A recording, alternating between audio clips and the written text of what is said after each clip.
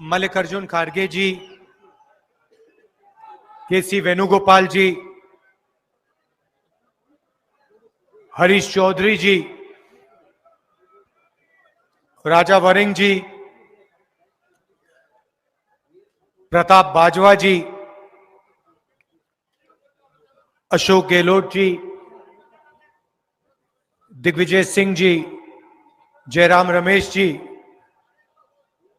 चरणजीत सिंह चन्नी जी, सुखविंदर सिंह रंधावा जी, stage पे Congress party के वरिष्ठ नेता, भाइयों और बहनों, प्यारे कार्यकर्ताओं, प्रेस के हमारे मित्रों, आप सबका यहां बहुत बहुत स्वागत, नमस्कार।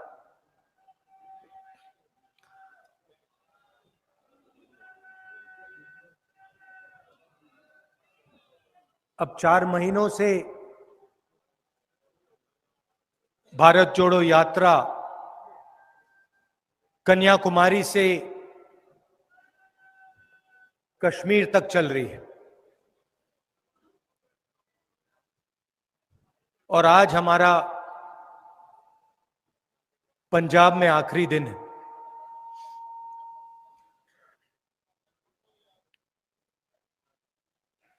देश में बीजेपी ने, आरएसएस ने नफरत का माहौल फैला रखा है। हिंसा, नफरत और डर का माहौल।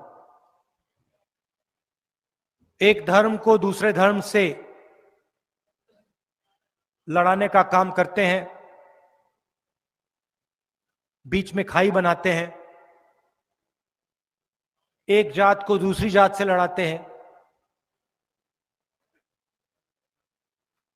एक भाषा बोलने वाले लोगों को दूसरी भाषा बोलने वाले लोगों से लड़ाते हैं।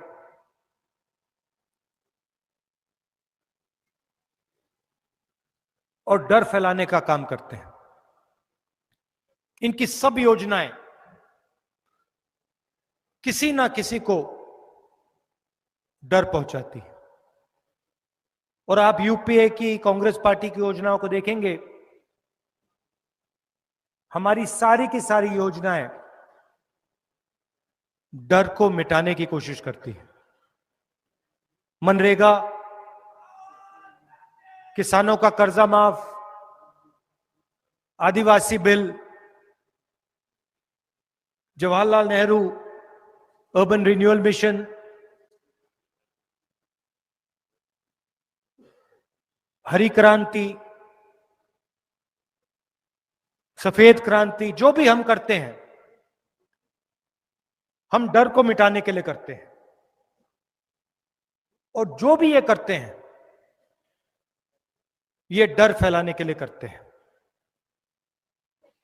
इनकी सब योजनाएं आप देखिए,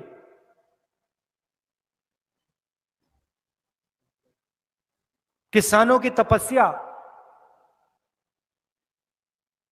4 बजे सुबह उनकी तपस्या शुरू होती है, दिन भर चलती है। बारिश हो, तूफान हो, आंधी हो, किसान तपस्या करता है, देश को भोजन देता है। कुछ ज्यादा सवाल नहीं पूछता, बस ये चाहता है कि इस देश उसकी मदद करे, उसे उसका आदर करे। बाकी लोग बहुत चीजें मांगते हैं, इस देश का किसान कुछ नहीं मांगता। अब बीजेपी ने उनके लिए क्या किया? 3 काले कानून लाए।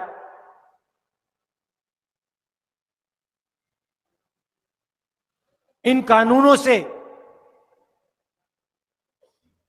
किसानों के दिल में डर पैदा हुआ या शांति आई? डर पैदा हुआ ना।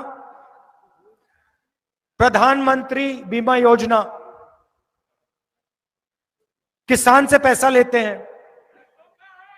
ये देखो, ये देखिए, किसान से पैसा लेते हैं, बीमा के लिए किसान से पैसा लेते हैं।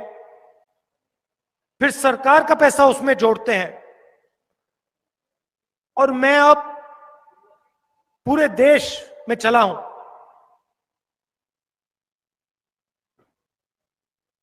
किसी एक किसान ने मुझे नहीं कहा कि भैया जब हमारा नुकसान हुआ तो हमें बीमा का पैसा मिल गया। तूफान आता है, आंधी आती है, सूखा पड़ता है,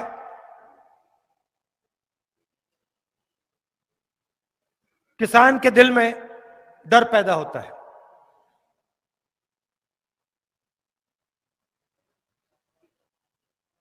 उसको कम करने के बजाय बीजेपी उसको बढ़ा देती है। पूरे देश में, हर प्रदेश में, कभी आप इन सड़कों पे 4 बजे सुबह चलोगे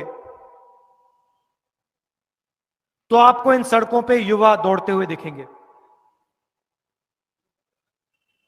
आर्मी के लिए तैयारी करते हैं, नेवी के लिए, एयरफोर्स के लिए, सीआरपीएफ, बीएसएफ के लिए तैयारी करते हैं, रनिंग करते हैं। आपने देखे ना?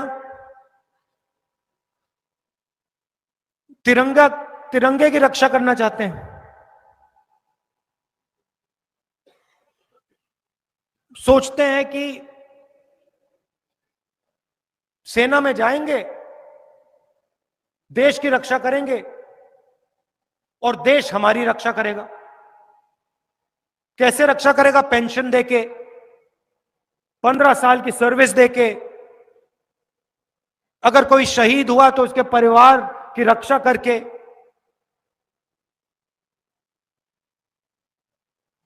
लाखों युवा सपना देखते हैं। अग्निवीर योजना ने इनका डर कम किया या बढ़ाया?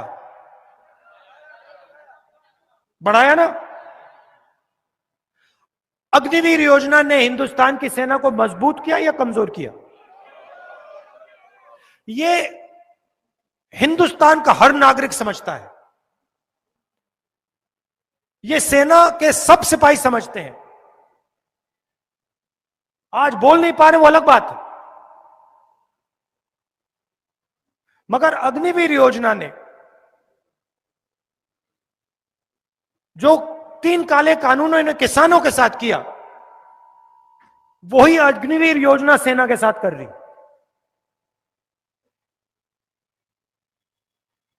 लुधियाना स्मॉल और मीडियम मैन्युफैक्चरिंग का सेंटर हुआ करता था।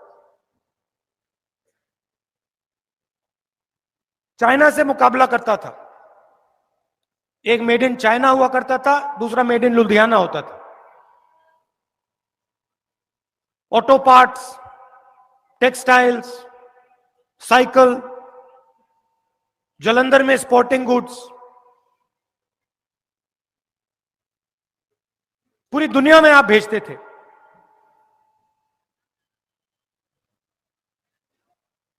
नोटबंदी ने उनके दिल में डर मिटाया या पैदा किया? गलत जीएसटी ने उनके दिल में डर मिटाया या पैदा किया? तो जहां भी ये योजना लाते हैं, इनका लक्ष्य होता है कि किसी ना किसी को डराओ और उसकी जो तपस्या का फल है उससे छीनकर हिंदुस्तान के सबसे बड़े 2-3 अरबपतियों को पकड़ा दो। समाज में जब डर पैदा होता है, नफरत फैलाना बहुत आसान होता है। अगर किसान के दिल में डर है, आसानी से उसको नफरत में बदला जा सकता है। अगर छोटे व्यापारी के दिल में डर है, आसानी से उसको नफरत में बदला जा सकता है। तो इनका यही काम है, देश में डर फैलाओ और उसको नफरत में बदलो। ध्यान उधर करो और हिंदुस्तान के जो तपस्वी हैं, जो उनका है वो छीन के सबसे बड़े 2-3 उद्योगपतियों को दे दो। क्यों? क्योंकि उद्योगपति इनकी पार्टी के मार्केटिंग करते हैं। 24 घंटा मीडिया पे आपको नरेंद्र मोदी जी का चेहरा दिखेगा। कभी टीवी ऑन करके देखो, आपको नरेंद्र मोदी जी का चेहरा दिखेगा। किसान के सामने जो समस्या है, महंगाई, खाद की कमी, बीमा योजना, इनके बारे में आपने मीडिया में कभी चर्चा देखी है? गलत जीएसटी के बारे में, नोटबंदी के बारे में आपने अभी मीडिया में आपने कभी चर्चा देखी है? दिख नहीं सकता।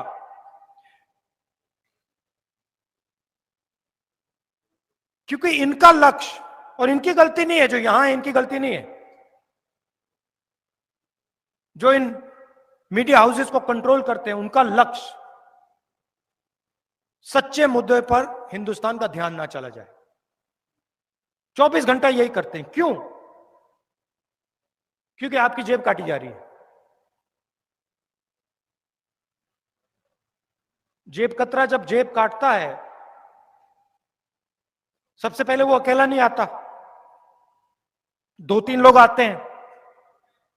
पहला काम क्या करता है वो? पहला काम वो आपके ध्यान को कहीं और ले जाएगा, और जैसे आपका ध्यान उधर गया वैसे आपकी जेब काटेगा। सही है ना? कभी कभी जेब कतरे ने ये तो नहीं कहा भैया अपनी पॉकेट को देखो, अपने बटुए को देखो, कभी नहीं कहेगा। कहेगा देखो उधर देखो, देखो उधर देखो, ऐश्वर्या राय की ओर देखो, शाहरुख खान की ओर देखो, विराट कोहली की ओर देखो, हिंदू मुस्लिम की बात करो। और जैसे उधर ध्यान गया, फटाक पीछे से गई। तो ये कर रहे हैं, ये जेब कतरा 1000, 2000, 5000 रुपए चोरी करता है, ये लाखों करोड़ रुपए हिंदुस्तान की जनता से छीन लेते हैं। इसलिए हमने ये भारत जोड़ो यात्रा शुरू की, महंगाई के खिलाफ, बेरोजगारी के खिलाफ, नफरत के खिलाफ हिंदुस्तान को जोड़ने की यात्रा। आपने इतना प्यार दिया, इतनी मदद की,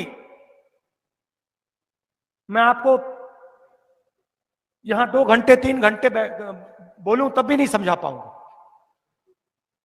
आपने कितनी स्ट्रेंथ दी हमें। सड़क पे कोई गिरता था, चोट लगती थी, एकदम आप मदद करते थे।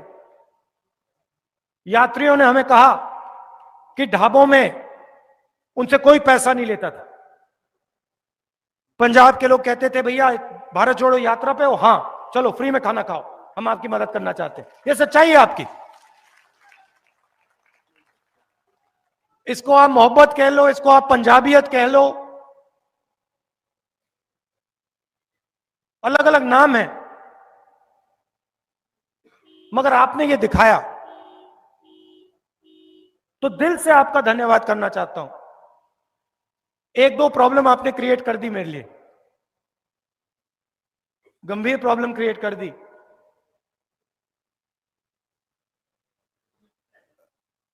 अब दिल्ली के परांठे से काम नहीं चलने वाला,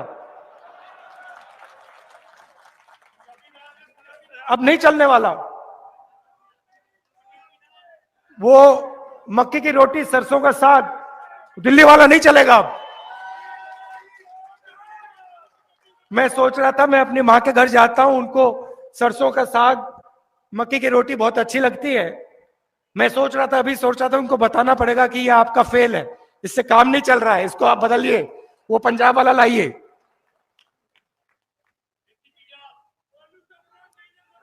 तो आप में इनोवेशन भी है, देखो देसी पिज्जा, आप किसी का भी मुकाबला कर सकते हो और आपका जीने का तरीका आपका है। आपके ऊपर चीजें थोपी नहीं जा सकती। आपकी भाषा है, आपके गुरु हैं, आपकी हिस्ट्री है, आपका इतिहास है। और ये नया नहीं है, ये सालों से चल रहा है।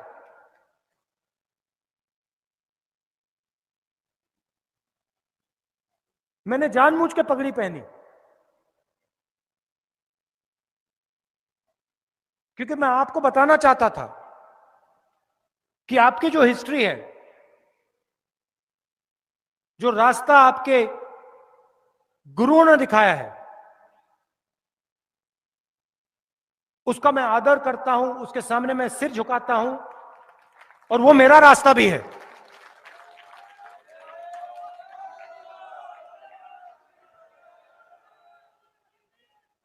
और उससे भी मुझे बहुत सीखने को मिलता है, हर रोज सीखने को मिलता है।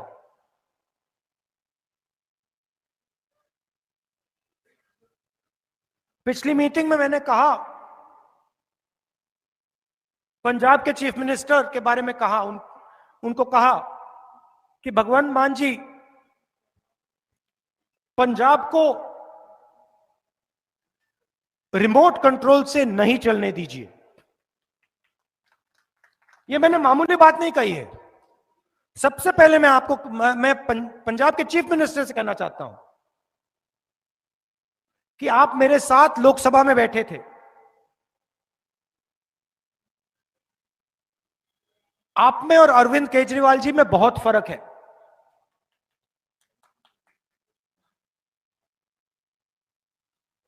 आपकी मैं रिस्पेक्ट करता हूं। मैं कांग्रेस पार्टी के स्टेज से कह रहा हूं, मगर पंजाब को दिल्ली से नहीं चलाना चाहिए। मैं आपको बताता हूं मैं क्यों कह रहा हूं। एक कार्यकर्ता है,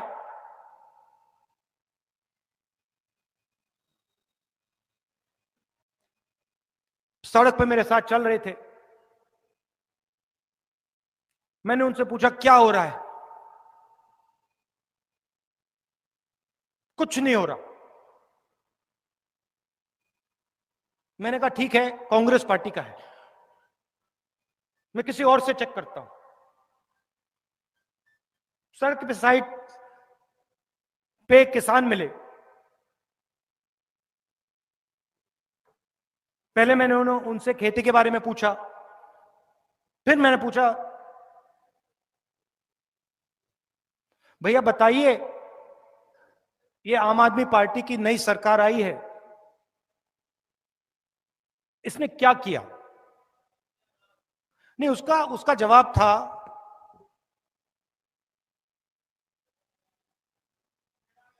कि ये रिमोट कंट्रोल सरकार है।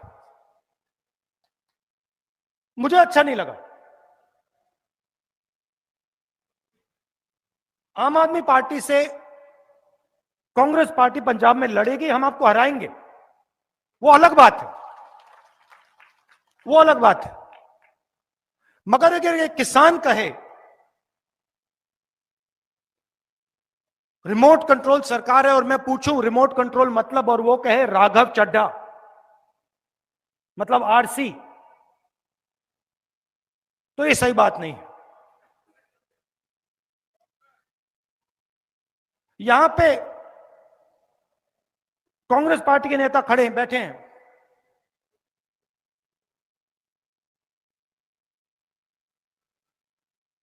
गुजरात में आपका पैसा गुजरात के चुनाव में इस्तेमाल किया जाए, गुजरात में एडवर्टाइजमेंट्स दी जाए आपके पैसे से, ये सही नहीं है, ये गलत है। ये पंजाब के लोगों का पैसा है। और मैं फिर से कहता हूं कि भगवंत मान जी मुझे अच्छे लगते हैं, मगर पंजाब को पंजाब से चलाना चाहिए।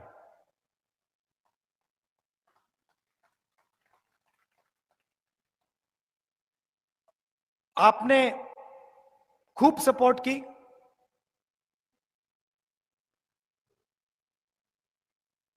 नफरत के बाजार में आप सब ने मोहब्बत की दुकान खोली। इसके लिए आप सबको दिल से मैं धन्यवाद करता हूं। नमस्कार, जय हिंद।